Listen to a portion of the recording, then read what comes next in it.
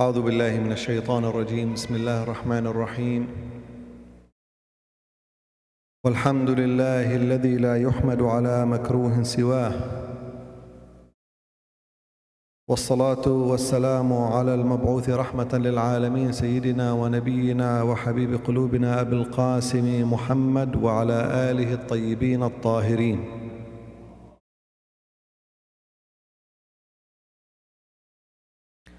السلام على المعزى المعظم بقية الله الأعظم، عجل الله له الفرج والعافية والنصر. Brothers and sisters, السلام عليكم ورحمة الله وبركاته، وعظم الله أجورنا وأجوركم بمصابنا بأمير المؤمنين عليه السلام. One of the most comprehensive statements, one of the most all-encompassing advices that you can hear comes from none other but Imam Ali, alayhi salam, who is known to be the possessor of the peak of eloquence. In one hadith, Imam Ali alayhi salam summarizes to you an advice that you can follow every day and every minute of your life, when he says, اعمل لدنياك كأنك تعيش أبدا واعمل لآخرتك كأنك تموت غدا. Work for this life as if you're going to live forever, and work for the hereafter as if you're going to die tomorrow. Brothers and sisters, as we are all passengers on this train that we call life, we often get busy with the daily struggles of this life, to a point that we forget what our final destination is. We forget what the final stop on this train path is.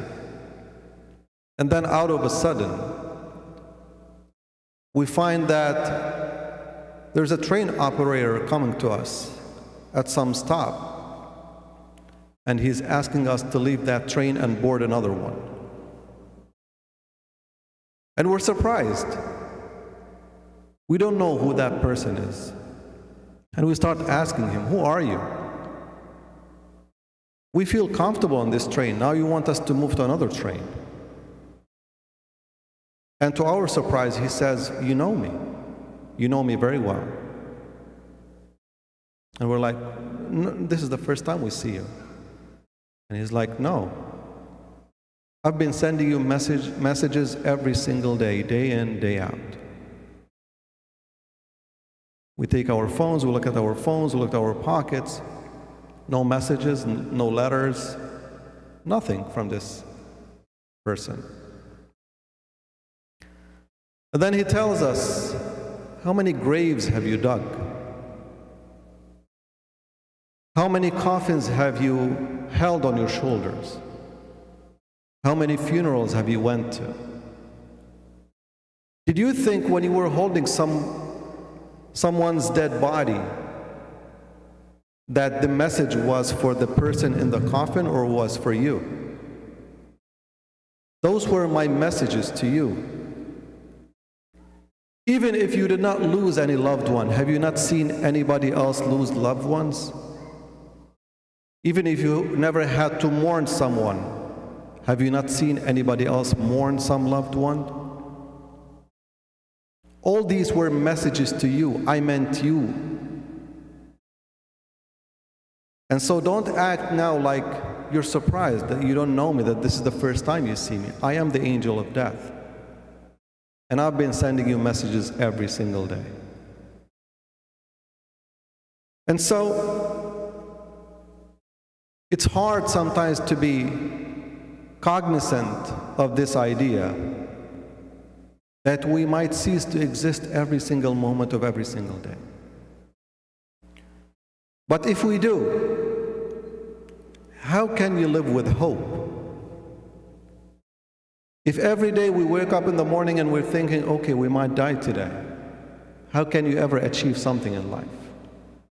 How can you build something or plan something or work on some project thinking that, oh, well, if I'm gonna start building a house and I'm gonna die before I finish it, what's the point? If I'm gonna plant a tree, but I'm not gonna live enough to eat from it, what's the point? I'm gonna start a project, I'm not gonna be here when I see the fruits of my work, what's the point? So it's a dilemma that we live with. But you see, brothers and sisters, each one of you is a member of a unique species created by Allah subhanahu wa ta'ala. Imagine that we humans live with that idea in mind. Yeah, I'm gonna die, what's the point? Why should I even start doing anything? If we lived with that notion, our species would have ceased to exist in the very first generation.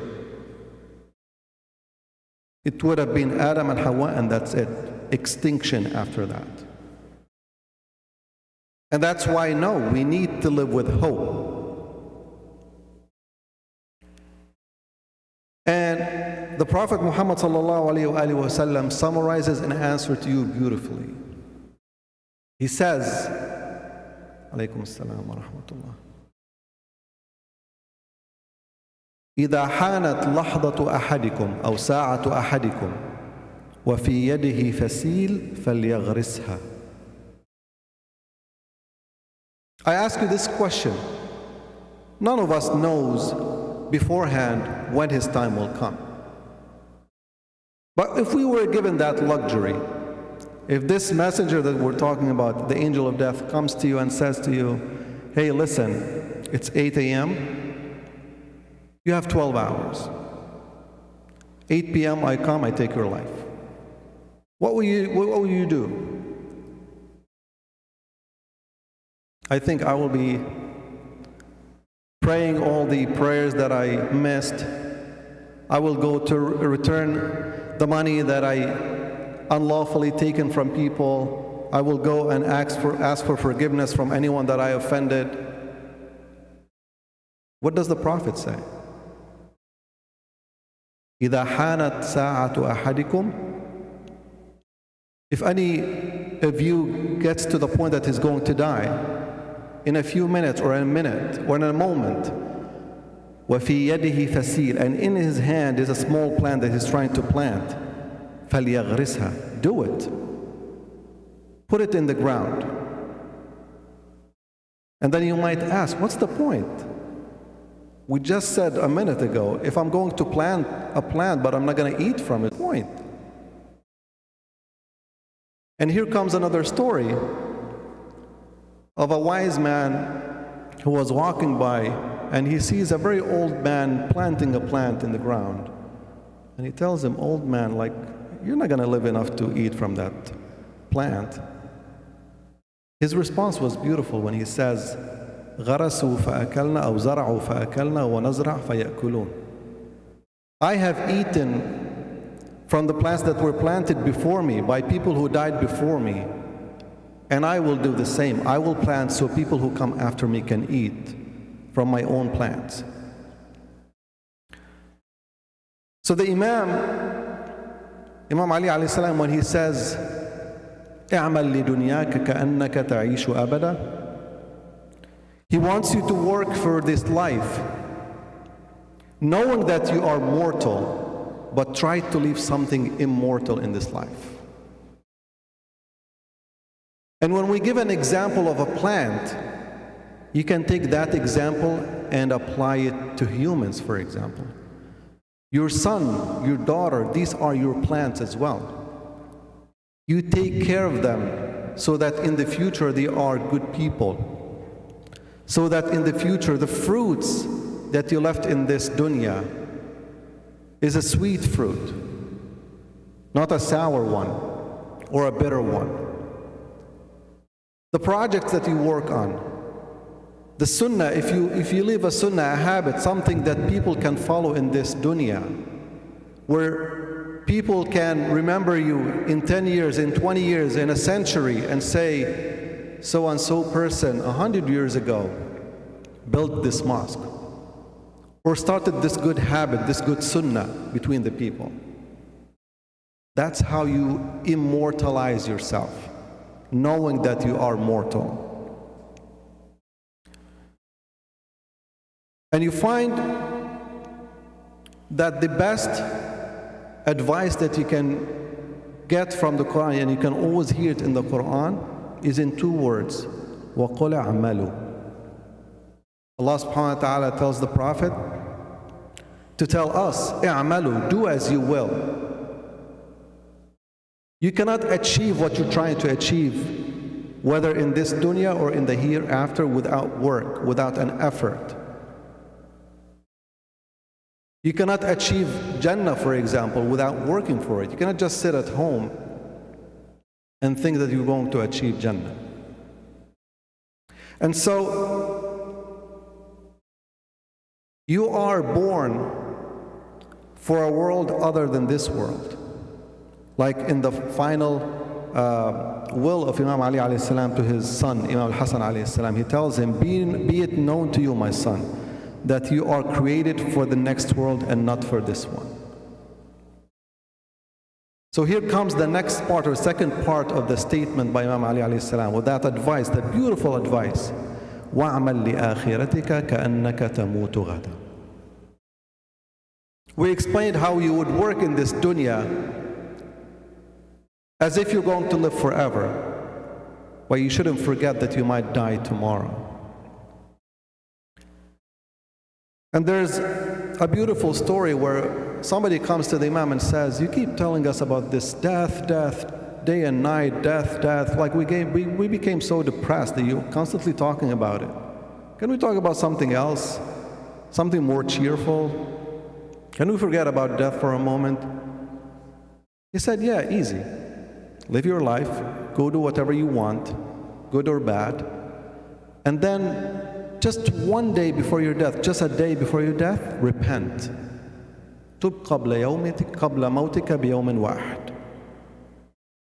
He said, how do I do that? He said, well, it's easy. Every time you wake up in the morning, if you see the sunrise, say it to yourself, I will not be here when the sun sets. And if you're still here when the sun sets and you go to sleep, say to yourself, I will not live and wake up in the morning to see the sunrise again.